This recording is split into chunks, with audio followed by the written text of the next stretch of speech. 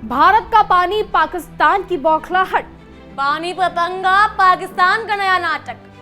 नमस्कार, मैं हूं आपके साथ इशिका त्यागी और आप देख रहे हैं इंडिया डेली का डिजिटल प्लेटफॉर्म। नमस्कार, मेरा नाम है जिया कौशिक। आज हम बात करेंगे उस समझौते की जो दशकों पहले हुआ था, लेकिन आज भी भारत पाकिस्तान के रिश्तों में एक बड़ा मुद्दा बना हुआ है। जी हाँ, बात हो रही है सिंधु जल संधि की। अगले हफ्ते ऑस्ट्रिया की राजधानी वियना में संधि को लेकर एक अहम कार्रवाई होने जा रही है, जिसमें पाकिस्तान को शामिल होना जरूरी है, लेकिन भारत ने इसे दूरी बनाए रखने का फैसला किया है। सवाल ये है कि आखिर पाकिस्तान क्यों बार बार इस संधि को मुद्दा बनाकर अंतर्राष्ट्रीय मंचों पर रोना रो रहा है, और भारत ने ऐसा क्या कदम उठाया कि पाकिस्तान बौखला गया। बिल्कुल, पाकिस्तान की बौखलाहट अब किसी से छिपी नहीं है। 17 से 21 नवंबर तक वियना में होने वाली इस कार्यवाही को लेकर पाकिस्तान के विदेश मंत्रालय ने ऐलान किया है कि उनका प्रतिनिधि इस बैठक में शामिल होगा, लेकिन भारत ने साफ कहा है कि वे इस कार्यवाही का हिस्सा नहीं बनेंगे। असल में पाकिस्तान इस संधि को किसी तरह बहाल करवाना चाहता है, क्योंकि उसकी जल नीति और अर्थव्यवस्था दोनों ही भारत पर निर्भर है।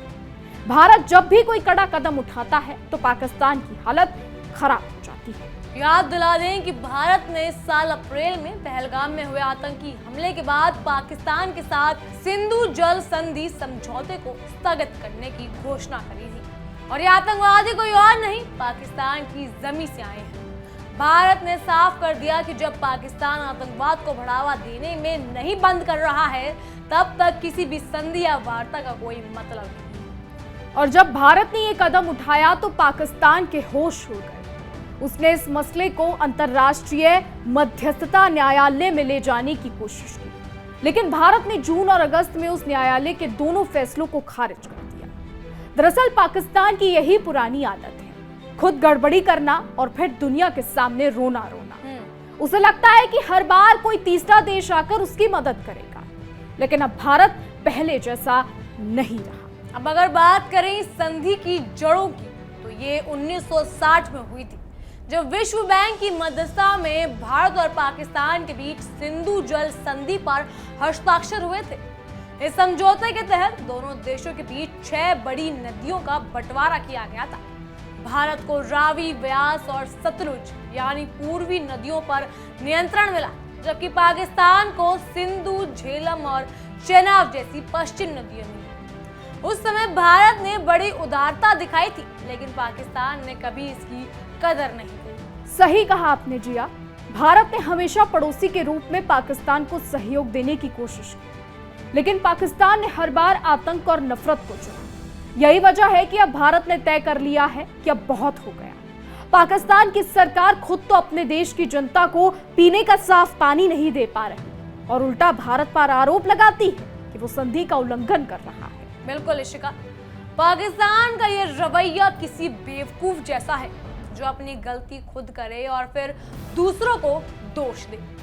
सिंधु जल संधि पर भारत का रुख साफ है, आतंक और बातचीत एक साथ नहीं चल सकते।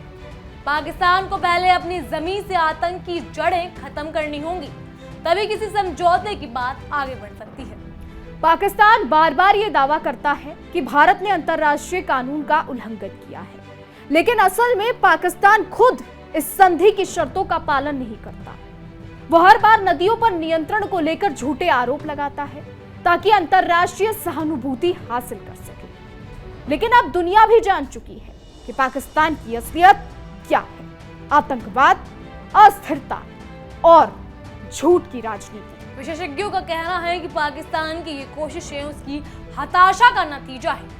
जब देश की अर्थव्यवस्था डूब रही हो, जब जनता को रोटी और बिजली तक नहीं मिल पा रही हो, तब सरकार को कोई ना कोई मुद्दा चाहिए था जनता का ध्यान भटकाने के लिए, और सिंधु जल संधि उसके लिए वही मुद्दा बन गई। जी हाँ, वो इस मुद्दे को बार बार उठाकर भारत का दबाव बनाने की कोशिश कर रही है, लेकिन हर बार नाकाम हो जाती है। भारत का रुख साफ है, अब किसी भी बातचीत से पहले पाकिस्तान को विश्वसनीय आतंकवाद रोधी गारंटी देनी होगी। भारत ने अंतर्राष्ट्रीय मंचों पर भी बार बार कहा है कि पाकिस्तान अगर वास्तव में शांति चाहता है तो उसे आतंकियों की पनाह देना बंद करना होगा। लेकिन पाकिस्तान की सेना और हुकूमत दोनों को तो आतंक से ही अपनी राजनीति चमकानी है। बिल्कुल अशिका, असल में पाकिस्तान की पूरी विदेश नीति ही भारत के इर्द गिर्द घूमती है। उसके पास दिखाने को कुछ नहीं है, करने को कुछ नहीं है, बस भारत विरोधी उसकी पहचान बन गई है। लेकिन अब वक्त बदल चुका है। भारत अब हर मोर्चे पर मजबूत है, चाहे वो अर्थव्यवस्था हो, सेना हो या कूटनीति। पाकिस्तान की झूठी दलीलों पर अब कोई असर नहीं होने वाला है। बिल्कुल, और भारत ने एक बात बहुत साफ कर दी है कि वो अब किसी भी प्रकार के दबाव में नहीं आएगा। जब तक पाकिस्तान अपनी हरकतों से बाज नहीं आता, तब तक भारत भी अपने हितों की रक्षा के लिए हर कदम उठाएगा, चाहे वो सिंधु जल संधि हो या कोई अंतरराष्ट्रीय समझौता। भारत अब अपने राष्ट्रीय हितों को प्राथमिकता देगा। आज भारत की जनता भी यही चाहती है कि पाकिस्तान को उसी की भाषा में जवाब दिया जाए। भारत अब निर्णायक नीति के साथ आगे बढ़ रहा है और पाकिस्तान के पास सिर्फ शिकायतें बची हैं। और सबसे बड़ी बात यह है जिया कि वियना में होने वाली इस कार्यवाही से चाहे पाकिस्तान कुछ भी उम्मीद लगाए, लेकिन भारत का रुख नहीं बदलेगा। भारत अपने हितों की रक्षा करना जानता है।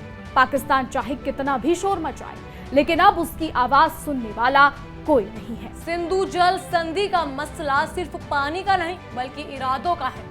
भारत के इरादे साफ है, शांति चाहिए तो आतंक खत्म करो, और पाकिस्तान के इरादे हमेशा की तरह गंदे हैं, धोखा, आतंक और झूठ। लेकिन इस बार दुनिया भी जान चुकी है कि कौन सही है और कौन गलत। बिल्कुल, और यही नया भारत है जो जवाब देना जानता है, जो अपने हितों की रक्षा करना जानता है। पाकिस्तान जितनी कोशिश करे, भारत अब किसी के दबाव में आने वाला नहीं है।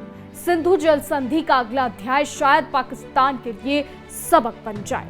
तो आज की इस चर्चा में बस इतना ही। उम्मीद है कि पाकिस्तान को अब समझ आ जाएगा कि भारत अब पुराने दौर का भारत नहीं रहा। अब हर कदम सोचा समझा और मजबूत होता है। बहरहाल फिलहाल के लिए इतना ही। तमाम खबरों के लिए बने रहिए इंडिया डेली के साथ और देखते रहिए हमारी खास पेशकश तहकीकात, हर खबर की तह तक।